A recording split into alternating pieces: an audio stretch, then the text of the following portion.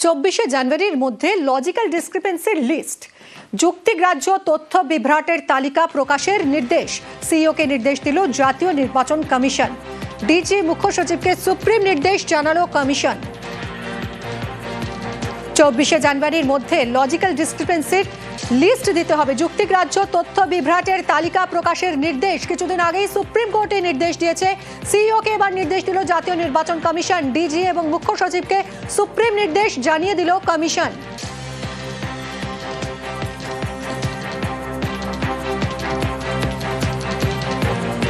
এর আগে supreme court নির্দেশ দিয়েছিল লজিক্যাল ডিসক্রিপেন্সির তালিকা প্রকাশ করতে হবে কমিশনকে।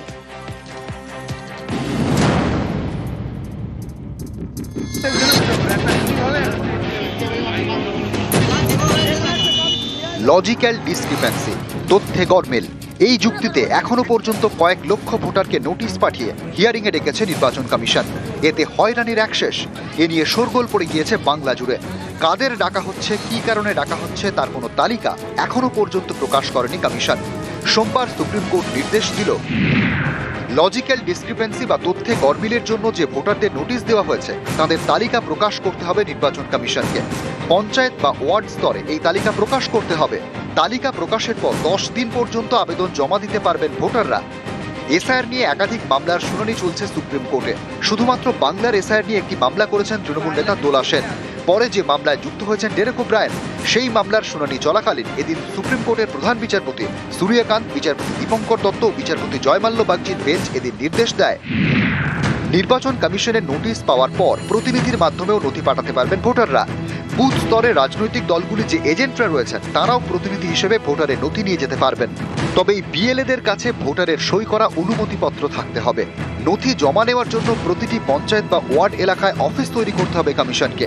নোটিশ পেলে নিজের পঞ্চায়েত এলাকার অফিসেই নথি জমা করতে পারবেন ভোটার। নথি সন্তোষজনক না হলে তবেই ভোটারকে হিয়ারিং এ ডাকা হবে। নথি জমার প্রাপ্তি স্বীকার করতে হবে কমিশনকে। লিস্ট পাবলিশ করতে হবে পঞ্চায়েত অফিসে এবং ব্লক অফিসে and in the city in the ward office. List publish করার পর 3 দিনের মধ্যে নোটিশ যাবে এবং তার থেকে 10 দিনের মধ্যে হিয়ারিং কনক্লুড করতে হবে।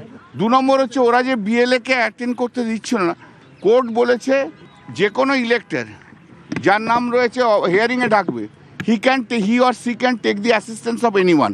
যার ইচ্ছে সে অ্যাসিস্ট্যান্স দিতে পারবে, এক্সক্লুশন তো নেই, ইনক্লুশন।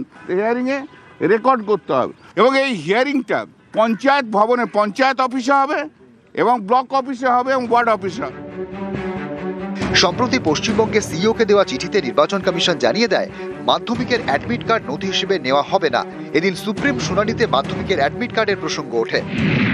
তৃণমূলের আইনজীবী কল্যাণ বন্দ্যোপাধ্যায় সওয়াল করেন, মাধ্যমিকের নথিতে জন্মের তারিখ আছে। তখন বিচারপতি দীপঙ্কর দত্ত নির্বাচন কমিশনের আইনজীবীকে বলেন, বোর্ডের দেওয়া অ্যাডমিট কার্ড তো গ্রহণ করতে হবে।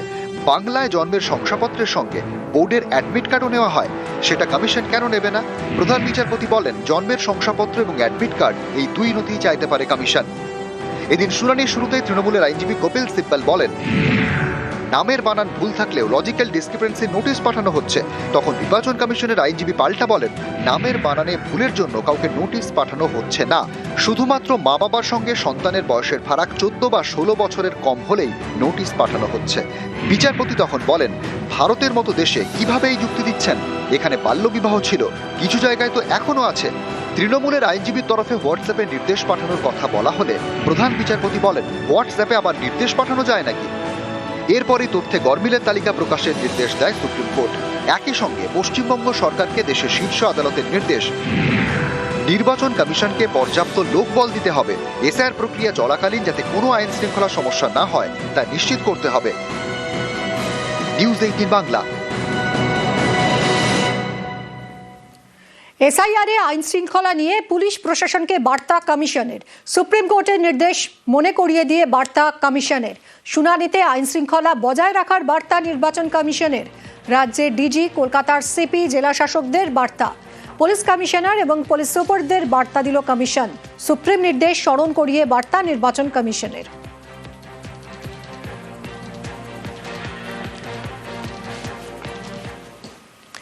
আর এরই মধ্যে ঝাড়গ্রামে এসআইআর এর কাজের চাপে অসুস্থ বিডিও। সোমবারের পর বুধবারও অসুস্থ বিনপুর 2 এর বিডিও।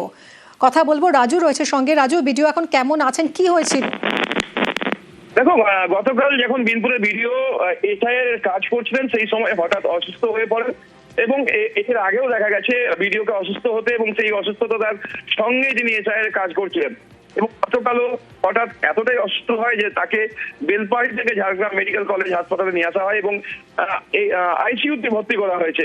ইতিমধ্যে যেটা জানা যাচ্ছে তার শারীরিক অবস্থা আরো খারাপ হচ্ছে, সেই জায়গা থেকে তাকে হয়তো কলকাতা স্থানান্তর করা হতে পারে, এমনটাই জানা যাচ্ছে হাসপাতাল সূত্রে। ধন্যবাদ। ফের ভিন রাজ্যে বাংলার পরিযায়ী খুন। অন্ধ্রপ্রদেশে এবার মগরাহাটের পরিযায়ীকে পিটিয়ে খুন। মগরাহাটের গড়খালির মঞ্জুর আলম লস্কর খুন। কথা বলবো আনিসুদ্দিনের সঙ্গে। আনিসুদ্দিন, এই মঞ্জুর আলমের মৃত্যু হলো কিভাবে, পরিবারের কি অভিযোগ? দেখো, পরিবারের পক্ষ থেকে যেটা দাবি করা হচ্ছে, গত 20 দিন আগেই কিন্তু সে বাড়ি থেকে অন্ধ্রপ্রদেশের উদ্দেশ্যে কাজে গিয়েছিল এবং অন্ধ্রপ্রদেশের কোমারলু থানা এলাকায় তিনি একটি জরির কাজ করতে গেছিলেন। এক মহিলার মালিক ছিলেন, তার কারখানায় তিনি কাজ করতে গেছিলেন এবং গত সোমবার সেখান থেকেই পরিবারকে ফোন করে জানানো হয় যে তাদের ছেলে কাজ করতে চাইছেন না এবং বেরিয়ে যেতে চাই, তাই তাকে আটকে রেখে 30,000 টাকা পরিবারের কাছে দাবি করেছিলেন এবং পরিবারের লোকজন সেই টাকা দিতে পারেনি এবং বুধবার তাদের ফোন করে জানানো হয় যে তাদের ছেলের মৃত্যু হয়েছে। মূলত অতিরিক্ত মদ্যপান করার কারণেই তার মৃত্যু হয়েছে, এমনটাই কিন্তু পরিবারকে জানানো হয়েছিল। কিন্তু পরিবার এই অভিযোগ, এই দাবি মানতে নারাজ। তাদের অভিযোগ যে চুরির অপবাদ দিয়ে মূলত তাকে তরল জাতীয় কিছু দ্রব্য খাইয়ে দিয়ে তাকে পিটিয়ে খুন করা হয়েছে। এই ঘটনায় কিন্তু শোকের ছায়া নেমেছে গ্রামে এবং তার দেহ ইতিমধ্যেই ময়নাতদন্তের পর কিন্তু বাড়ির উদ্দেশ্যে আনা হচ্ছে এবং এই যে মঞ্জুর আলম লস্কর, তার পরিবারে কিন্তু একমাত্র রোজগারে ছিলেন, 2 নাবালিকা মেয়ে ও স্ত্রীর সঙ্গে থাকতেন, কিন্তু তার এই মৃত্যুতে একেবারে অসহায় হয়ে পড়েছে পরিবার এবং ঘটনার তদন্ত চেয়ে দোষীদের শাস্তির দাবি জানিয়েছে পরিবারের লোকজন। ধন্যবাদ। কাজ করে ম্যাডামের কাছে, সেখান থেকে একটা ফোন থেকে টাকা চাওয়া হয়, 25,000 টাকা দিতে হবে, না দিলে মেরে ফেলে দেওয়া হবে। এখান থেকে একটা ফোন থেকে 6,000 কল করে 20-30,000 টাকার একটা ডিমান্ড করছে। আপনারা জিজ্ঞাসা করেন কেন টাকা চাইছেন? বলছে ও এখানে কাজ কাম করেছে, লেনদেনের ব্যাপারে কোনো সমস্যা হয়েছে। আমি বলি সকাল অবধি সময় দাও। তারপরে সকাল 9:30-10টা নাগাদ জানছি যে মৃত্যু হয়ে গেছে। আমি কল করে তাকে বললাম যে কেন এমন ঘটনা ঘটেছে, বলে ও ড্রিঙ্ক করেছিল তাই মারা গেছে। 11-12 শিক্ষকের চাকরির চূড়ান্ত মেধা তালিকা প্রকাশ করলো এসএসসি। প্যানেল এবং ওয়েটিং লিস্ট মিলিয়ে তালিকায় 18,900 জনের নাম। এর মধ্যে যোগ্য চাকরিহারা প্রায় 10,000।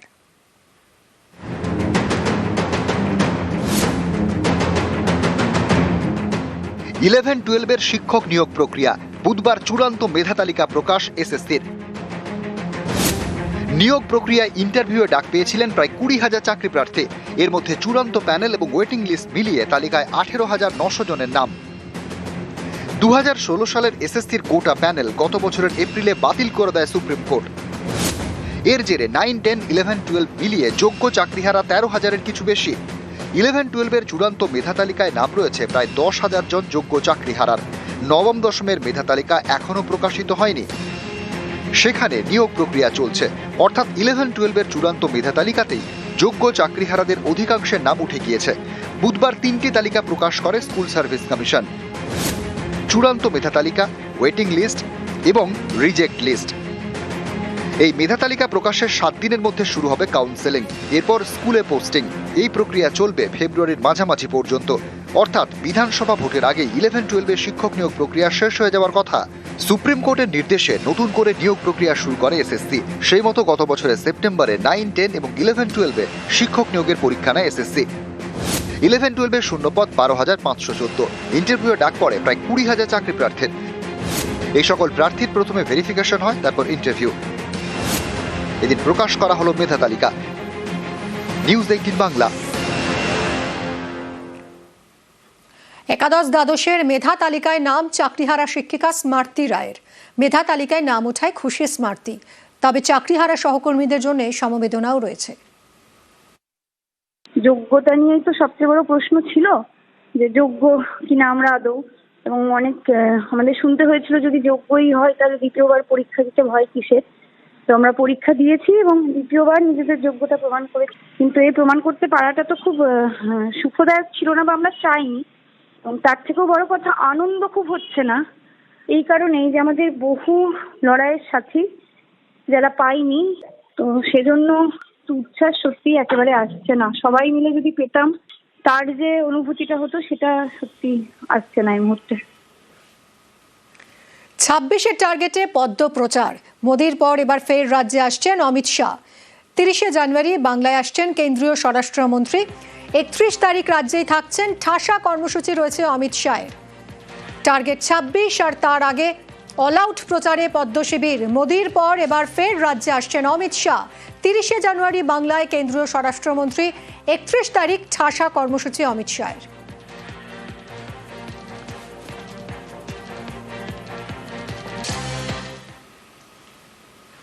নবীনের রাজ্য সফরও বাংলা থেকেই। বিজেপির সর্বভারতীয় সভাপতি হয়েই বাংলায় নীতিন নবীন। 26-এ বাংলা থেকেই নবীনের রাজ্য সফর শুরু। বর্ধমান দুর্গাপুরে নীতিন নবীনের জনসভা। 28শে জানুয়ারি বর্ধমান দুর্গাপুরে বিজেপির সর্বভারতীয় সভাপতির সভা। 27শে জানুয়ারি কলকাতায় আসবেন নীতিন নবীন। 28শে জানুয়ারি বিজেপির রাজ্য নেতৃত্বের সঙ্গেও বৈঠক রয়েছে নবীনের। দিল্লির সদর দফতরে গতকালই রাজ্য সভাপতিদের সঙ্গে বৈঠক করেন নীতিন নবীন।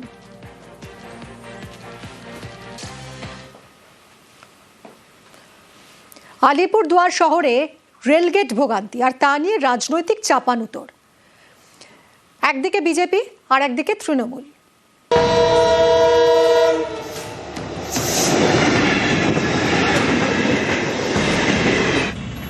আলিপুরদুয়ার শহর, এই শহরের মাঝখান দিয়ে গিয়েছে রেল লাইন। আলিপুরদুয়ার জংশন থেকে রোজ একাধিক প্যাসেঞ্জার ট্রেন, এক্সপ্রেস ট্রেন এবং মালগাড়ি এই লাইনের উপর দিয়ে চলাচল করে। আলিপুরদুয়ার জংশন থেকে কালজানি ব্রিজ, এর মাঝে 4টি রেলগেট। এই 4টি রেলগেটই আলিপুরদুয়ার শহরে। ট্রেন এলে এই 4টি রেলগেট একসঙ্গে বন্ধ হয়ে যায়। এর জেরে তৈরি হয় যানজট। এই ভোগান্তি দীর্ঘদিনের। শহরের মাঝখানে যে একটা রেল লাইন আছে, সেই রেল লাইনটা কিন্তু দুভাগ করে দিয়েছে আলিপুরদুয়ারকে। হয়তো এমন কোনো জায়গা নেই যে সেখানে হয়তো আন্ডারপাস করা যেতে পারে কিংবা ফ্লাইওভার হতে পারে। আমার মনে হয় না যে কোনো জায়গা আছে। যদি আলিপুরদুয়ারবাসী আমাদেরকে কনসেন্ট দেয় তাহলে এই রুটটা চেঞ্জ করে আমরা অন্য রুট করতে চাই। আমরা একটা কনভেনশন ডাকবো, ডেকে নিয়ে সকলের কনসেন্ট নেব। রেল যখনই যায় মানুষকে ভোগান্তি হতে হয়, তো সুতরাং মনস্তিজ্ঞার এই ভাউতামি মানুষ বুঝে গেছে। এটার সমাধান আমরা বলছিলাম কোথাও ফ্লাইওভার করা হোক, কোথাও হচ্ছে সাবওয়ে করা হোক, বা ট্রেনের লাইন উঠিয়ে দেওয়া হোক, বা বিকল্প পথ চালু করা হোক। তখনও আমরা বলেছি, কিন্তু কোনো কাজের কাজ কিছু হয় নাই। সুতরাং মনস্তিজ্ঞা নির্বাচন আসলে এগুলা বলবে, আবার নির্বাচন চলে যাবে, তাদেরকেও খুঁজে পাওয়া যাবে না। হাসপাতাল, জেলা প্রশাসনের অফিস, থানা, আদালত, স্কুল, কলেজ এসব জায়গায় যেতে হলে কোনো না কোনো রেলগেট পেরোতে হয়। অভিযোগ, রেলগেট একবার পড়লে উঠতেই চায় না। এর জেরে আলিপুরদুয়ার শহরে তীব্র যানজট তৈরি হয়। রেলপথটা আন্ডারপাস করার ব্যবস্থা করা হোক। রেলপথটা থাক, কিন্তু আন্ডারপাস করে দেওয়া হোক। রেলপথ উঠবে কেন? এই সাইডে না হবে, ওই সাইডে হবে। যেখানে জায়গা আছে সেই প্লেস দিয়ে হবে। একটা আন্ডারপাস ইমার্জেন্সি অ্যাম্বুলেন্সের জন্য তো দরকার। মানে যে কোনো একটা পরিকল্পনা নেওয়া উচিত আর কি এই জায়গা, এই গেটটার জন্য। কেন এখানে যে পরিস্থিতি হয়, অ্যাক্সিডেন্ট হচ্ছে, তারপরে লোকের পেশেন্ট নিয়ে যেতে পারতেছে না, হাসপাতালে যেতে গেলে পেশেন্ট এখানে আটকে যাচ্ছে গেটে। শহরের মাঝখানে যে একটা রেল লাইন আছে, সেই রেল লাইনটা কিন্তু দুভাগ করে দিয়েছে আলিপুরদুয়ারকে। হয়তো এমন কোনো জায়গা নেই যে সেখানে হয়তো আন্ডারপাস করা যেতে পারে কিংবা ফ্লাইওভার হতে পারে। আমার মনে হয় না যে কোনো জায়গা আছে। যদি আলিপুরদুয়ারবাসী আমাদেরকে কনসেন্ট দেয় তাহলে এই রুটটা চেঞ্জ করে আমরা অন্য রুট করতে চাই। আমরা একটা কনভেনশন ডাকবো, ডেকে নিয়ে সকলের কনসেন্ট নেব। রেল যখনই যায় মানুষকে ভোগান্তি হতে হয়, তো সুতরাং মনস্তিজ্ঞার এই ভাউতামি মানুষ বুঝে গেছে। এটার সমাধান আমরা বলছিলাম কোথাও ফ্লাইওভার করা হোক, কোথাও হচ্ছে সাবওয়ে করা হোক, বা ট্রেনের লাইন উঠিয়ে দেওয়া হোক, বা বিকল্প পথ চালু করা হোক। তখনও আমরা বলেছি, কিন্তু কোনো কাজের কাজ কিছু হয় নাই। সুতরাং মনস্তিজ্ঞা নির্বাচন আসলে এগুলা বলবে, আবার নির্বাচন চলে যাবে, তাদেরকেও খুঁজে পাওয়া যাবে না। আলিপুরদুয়ার থেকে রাজকুমার কর্মকার, নিউজ 18 বাংলা। আলিপুরদুয়ারে ফের চিতাবাঘের আতঙ্ক। ভোলার ডাবরি গ্রামে চিতাবাঘের হানা। বক্সার জঙ্গল থেকে লোকালয়ে চলে এসেছে চিতাবাঘ। গ্রামে মিলেছে চিতাবাঘের থাবার ছাপ। কথা বলবো রাজকুমারের সঙ্গে। রাজকুমার, চিতাবাঘটি কি ধরা পড়লো? একদমই মিমি, দেখো এখন পর্যন্ত কিন্তু চিতাবাঘটি ধরা পড়েনি, কিন্তু এই যে ভোলার ডাবলি যেটা একেবারে আলিপুরদুয়ার শহর লাগোয়া, একেবারে শহর ঘেঁষা এই এলাকায় কিন্তু ব্যাপক আতঙ্ক ছড়িয়েছে চিতাবাঘের। এবং বন দপ্তরের পক্ষ থেকে ইতিমধ্যেই কিন্তু ওই এলাকায় ট্র্যাপ ক্যামেরা এমনকি চিতাবাঘ ধরতে খাঁচাও পাতা হয়েছে, কিন্তু খাঁচাতে কিছুতেই বাঘে আসছে না এই চিতাবাঘ। এবং এলাকায় চিতাবাঘের পায়ের ছাপও পাওয়া গেছে বলে বনকর্মীরা টহল চালাচ্ছেন। স্থানীয় মানুষেরা আতঙ্কিত। বন দপ্তর সর্বতভাবে চেষ্টা করছে যে এই যে বন্যপ্রাণী দেখা যাচ্ছে বা ছাপ পাওয়া গেছে তাকে ধরার জন্য, কিন্তু এখন পর্যন্ত কিন্তু ধরা পড়েনি। মিমি, ধন্যবাদ রাজকুমার।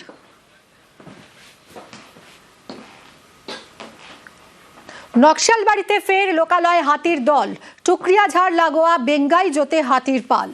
খাবারের খোঁজে জঙ্গল থেকে গ্রামে ঢুকে পড়েছে 14টি হাতি। বনকর্মীদের তৎপরতায় পরে জঙ্গলে ফেরে দাঁতালের দল। নকশালবাড়িতে লোকালয়ে ফের হাতির দল, টুকরিয়াঝাড় লাগোয়া বেঙ্গাইজোতে হাতির পাল ঢুকে পড়ে। খাবারের খোঁজে তারা জঙ্গল থেকে গ্রামে চলে আসে। প্রায় 14টি হাতির দল। বনকর্মীদের তৎপরতায় পরে জঙ্গলে ফেরে দাঁতালের দল। কথা বলবো, বিশ্বজিৎ রয়েছে সঙ্গে। বিশ্বজিৎ, অবশেষে হাতির দল ধরা পড়লো।